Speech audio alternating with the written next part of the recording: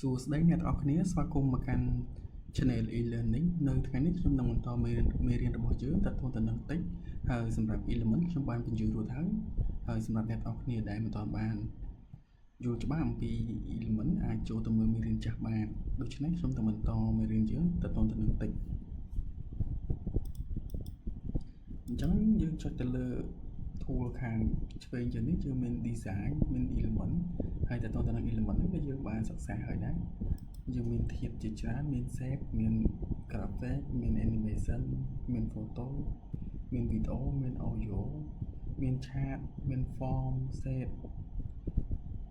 រហូតដល់ 3D អញ្ចឹងសម្រាប់អ្នកនរគ្នាដែលមិនទាន់បានសិក្សាអាចចូលទៅមើលមេរៀនចាស់បានហើយសម្រាប់ថ្ងៃនេះខ្ញុំនឹងបន្តមេរៀនរបស់យើងទាក់ទងទៅនឹង text អញ្ចឹងយើងចុចទៅលើ tool text នេះមកហើយយើងចុចទៅលើពាក្យថា add a text box អញ្ចឹងពេលណាដែលយើងបាន add text box ហើយយើងអាចដំឡើង font ឲ្យធំបានកន្លែងនេះអញ្ចឹងខ្ញុំសិក្សាលម្អិតទៅលើចំណុចខាងលើនេះកន្លែងនេះមានថាយើងអាចផ្លាស់ប្ដូរ font បានយើងចង់ផ្លាស់ប្ដូរ font គឺយើងអាច search រកឧទាហរណ៍ខ្ញុំចង់បាន font Times New Roman ខ្ញុំអាចរើស font Times New Roman ហ្នឹងហើយអាចរើសចូល bold ឬក៏ regular អញ្ចឹងទៅហើយចំណុចបន្ទាប់ទៅនឹង font size យើងអាចប្រិចព្រម font នឹងបានហើយកន្លែងនេះយើងជ្រើសរើស color យើងអាចដាក់ color ឲ្យ font បានកន្លែងនេះយើងអាចដាក់អក្សរនឹង bold អក្សរនឹង trace ឬក៏អក្សរនឹង underline ហើយកន្លែងនេះយើងដោះ underline ដោះ trace ឬយើងដោះ bold ជិះបានហើយដល់ចំណុចនេះគឺយើងមានន័យថាយើងប្រើលក្ខណៈ strike through មានថាយើងឆូតពាក្យកណ្ដាលហើយសម្រាប់កន្លែងនេះមានថាយើងប្រើ uppercase ឬក៏ lowercase កន្លែងនេះគឺមានថាអានេះមានថាយើងមានតិចចាប់ពី2 line ឡើងទៅឧទាហរណ៍ថាខ្ញុំប្រើ1 line ទៅចុះហើយខ្ញុំថែម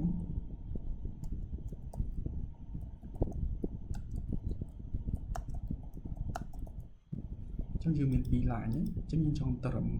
ហើយនេះមានថាយើងត្រឹមកណ្ដាលត្រឹមឆ្វេងត្រឹមសងខាងមានថាទាំងសងខាង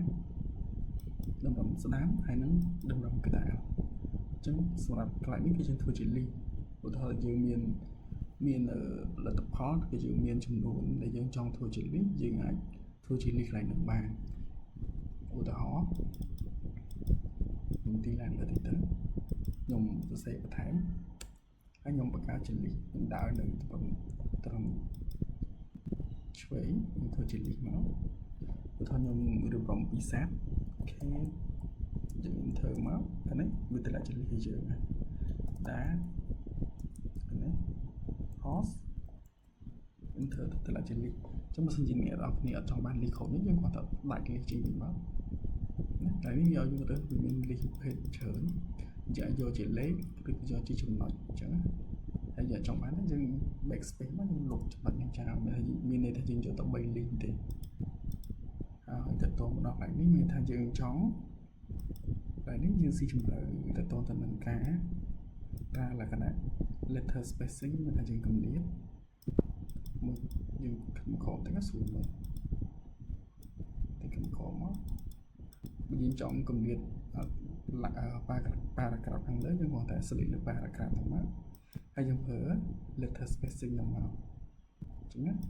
ហើយទៅមកដល់ចំណុចខាងទី2នេះមានថាយើងចង់គម្លាត line spacing កុំឲ្យវាធ្លាក់តតខ្លាំងពេកយើងអាចស្រីទៅស្រីខាងហ្នឹងមកហើយយើងចង់មកយើងមក setting មកមានថាយើង line spacing មាន enter text box អញ្ចឹងណាហើយយើងអាចប្រើលក្ខណៈស្វ័យគុណឬក៏សន្ទុះអញ្ចឹងណាឧទាហរណ៍ថាយើងចង់ប្រើជាលក្ខណៈកន្លែងនេះតខ្ញុំចង់ប្រើជាលក្ខណៈ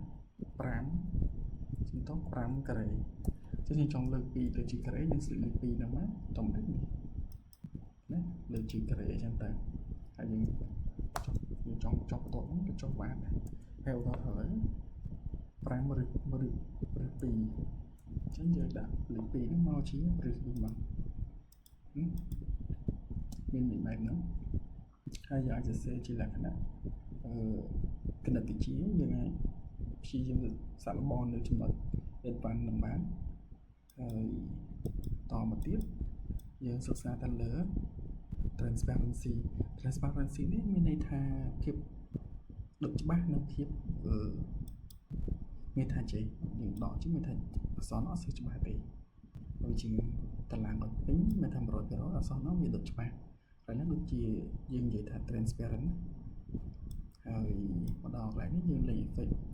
មានថាយើងអាចលេង effect លើអក្សរនោះបានអញ្ចឹងយើងអាចដាក់ស្មៅណាយើងអាច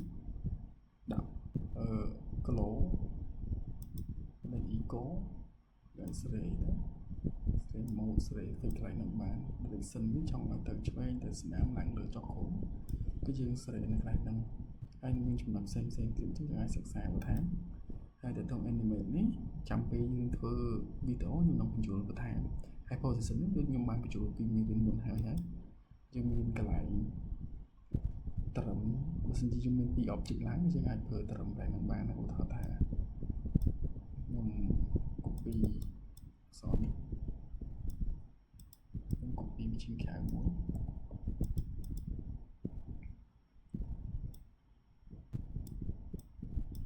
ខ្ញុំ copy មួយទៀតយើងចង់ត្រឹមពីហ្នឹងឲ្យនៅឆ្វេងស្ដាប់យើងស្លេចពីហ្នឹងមកហើយតែមិននេះកណាត្រឹមឆ្វេងលើឡើងជាន់លើគ្នាអស់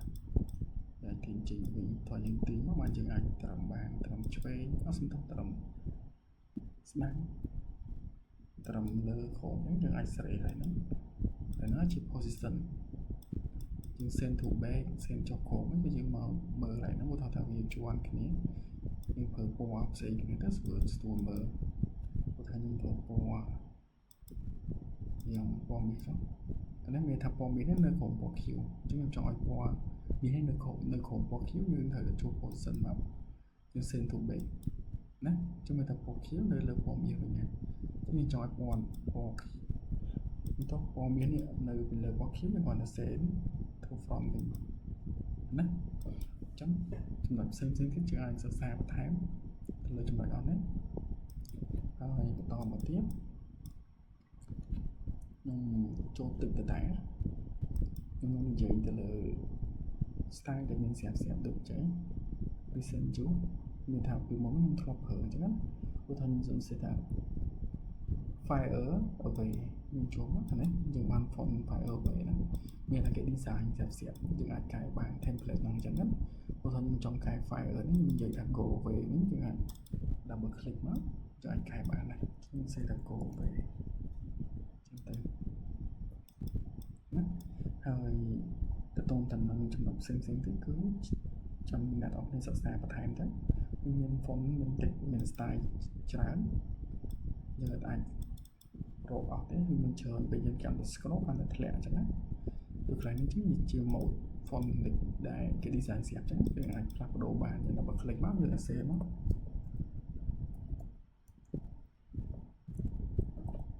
យើង save យើងអាចមក app បន្ថែមអញ្ចឹងណាហើយមកដល់ចំណុចខាងលើនេះយើងចេញពី app ម្ដងក្នុង app នេះយើងមានលក្ខណៈធ្វើអក្សរឧទាហរណ៍យើងប្រើ app នេះដែលមានឈ្មោះថា type lettering យើងចូល type lettering ហ្នឹងមក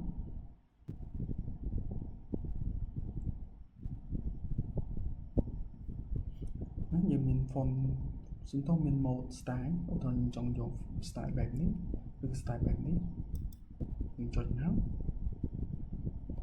យើងអាចកែបាន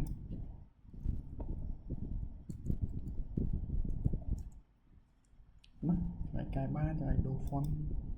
យើងធ្វើ style ណាយើងអាចដូរពណ៌ខាងក្រោយយើងប្រើពណ៌ខៀវណាពេលដែលយើងធ្វើហើយយើង add ទៅមក design យើងមកចុះវាធ្លាក់មកហើយនេះកណ្ណាចឹងយើង back វិញមកវាមាន mode ជាច្រើនយើងឡើងមកក្រោយវិញយើងចង់ប្រើ extrude ឬក៏យើងប្រើ type chart អត់សំទោស type graph យើងចូលមកយើងអាចពុតពេលមកថាឡើយ hello world ហ្នឹងយើងដូរ font មកយើងយករៀង bold ណាហើយយើងកន្លែងនេះយើង custom ក៏បានយើងរើស mode ដែលមានស្រាប់ក៏បានដែរ mode ណាហើយយើងចង់បាន mode បែបនេះយើងគាត់ចុចថា add to design មកសុំតោះចឹងធ្លាក់មកហើយកន្លែងផ្សេងទៀតយើងអាចរកមើលទៅយើងឆ្លៃ mode មួយណាអញ្ចឹងយើងរចនាមកអាស្រ័យទៅលើការងាររបស់យើងជាក់ស្ដែងអញ្ចឹងហើយចូលមកដល់កន្លែង custom យើងចុច custom មកវាមាន mode បែបនេះយើងចុច desktop មានថាយើងរីសុំតោះយើងពុតហើយណាយើង custom ទៅយើងចង់បានបែបនេះតោះទៅយើង update element របស់យើងនេះគឺយើងចង់បង្កើតថ្មីយើងចុចកន្លែង play ទៅទេមួយមកយើង add ថាសោះយើងពុតនេះទៅណាហើយយើងអាចពុតថ្មីបានយើងចូលដូរ font មកយើងដូរ font បែបនេះតោះទៅយើង custom ខ្លួនឯងមកឬក៏យើងប្រើយើងមកយើងមកសិន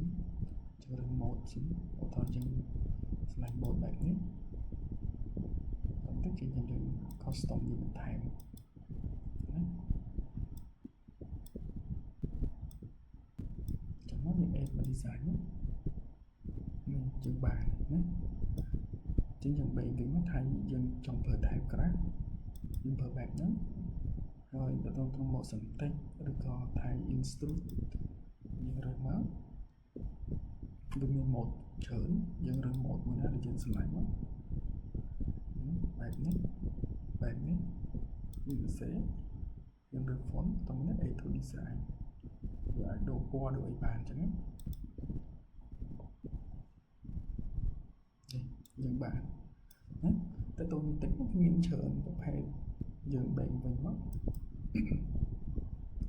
យើងអាច see all យើងមើល app ផ្សេងទៀតអញ្ចឹងវាមាន Carousel Studio មាន Caption Graph មាន Transcript Audio Transcript Caption Storytelling វាមានច្រើន app ដែលយើងជំនួយក្នុងការងារយើងអញ្ចឹងយើងអាចឬ app ណាដែលជាតម្រូវការបញ្ជើញយកមកប្រើនៅក្នុង Canva បានអញ្ចឹងខ្ញុំសូមបែកវិញហើយទៅតាមនឹង font តិចដែលគេ design សាប់ថា CQ ហ្នឹងជឿថាសរសេរយ៉ាងមួយស្អាតទេ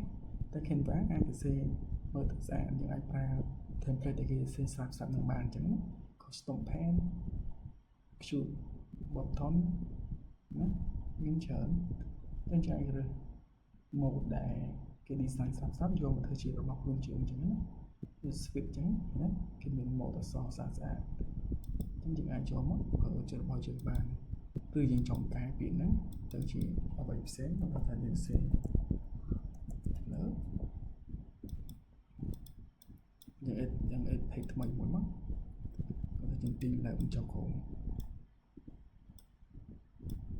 ណាមាន font ស្រាប់អញ្ចឹង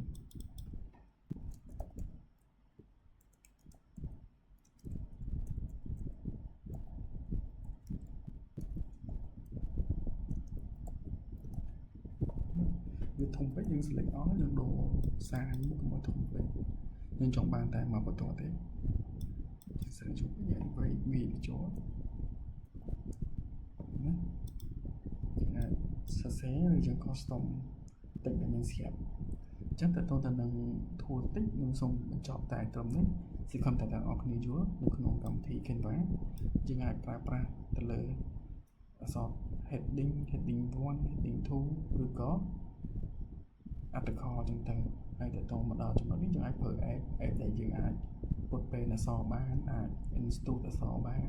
ហើយមកដល់ខាងក្រោមនេះយើងអាចប្រើ style ដែលមានស្រាប់បើសិនយើងចង់បង្កើត font ជួនកាលយើងអត់ដឹងថាយើង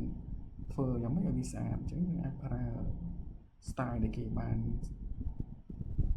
ធ្វើស្រាប់ឬក៏ style ដែលមានស្រាប់តែយើងហៅថា template ហ្នឹងយកមកជំនួសនឹងការ design របស់យើងបានយើងកាន់តែ scroll ក៏កាន់តែធ្លាក់មានច្រើនមែនទេយើង scroll ទៅធ្លាក់ទៀតហើយយើងរើសមកទៅតែយើងចង់ប្រើ font មួយណាដើម្បី design ទៅទៅនឹង poster របស់យើងទៅទៅនឹងការងាររបស់យើងអញ្ចឹងហើយទៅទៅនឹងទិញសូមចប់តែត្រឹមនេះហើយជួបគ្នានៅមេរៀនបន្តទៅទៀតសូមអរគុណសូមជម្រាបលា